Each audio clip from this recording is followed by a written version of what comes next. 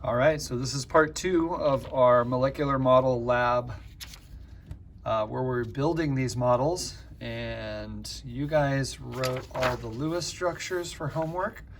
And then I believe the last video we built up until this CH3NH2.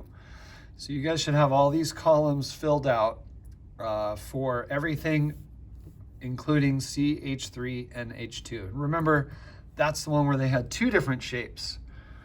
So we'll look at that. The last column, polarity, remember we just skipped that for right now, whether the molecule's polar or nonpolar. So I'm gonna pick this back up with C2H2.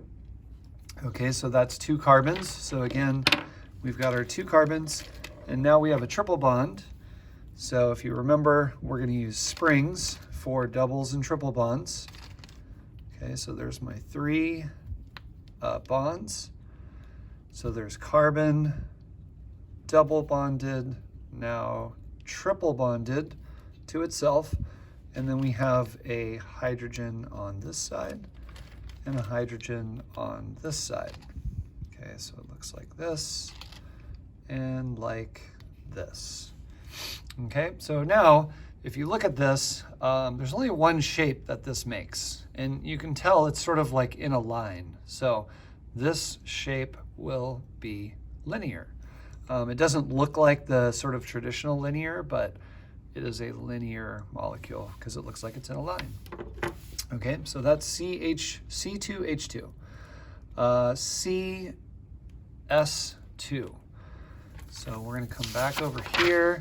Sulfur is yellow.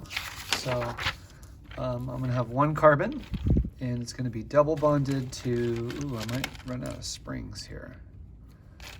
It's gonna be double bonded to sulfur on both sides. So remember, double bonds also, we're gonna need a spring for this guy. Okay, and then here's a sulfur, and there's a double bond to sulfur, and then here's the other double bond to sulfur. So it's gonna look something like this. Now, one thing you may notice is, these dots, like those lone pairs. We don't see those in this modeling. There's no lone pairs shown. We're just showing the bonds.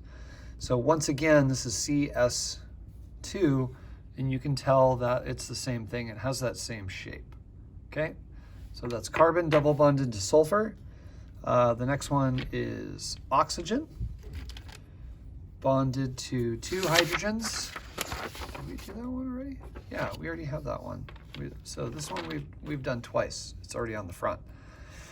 But I'll build it again. So we've got oxygen, and we have 2 hydrogens. So it should look something like this, okay? So that's H2O for the second time.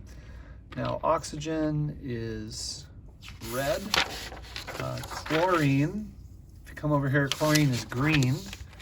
So we've got oxygen bonded to chlorine, and then also bonded to a hydrogen.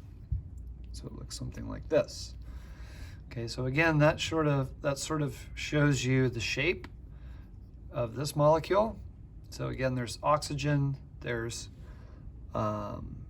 chlorine, and then there's hydrogen right here. Okay, so that's HClO with the O in the middle.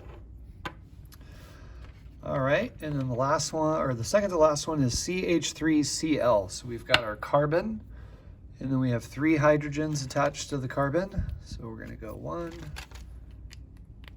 2, 3. Okay, and we're gonna put our hydrogens on here. 1, 2, 3. And then we have a chlorine attached to that as well. So we're gonna do this. And again, chlorine is green. So we are going to do something like this.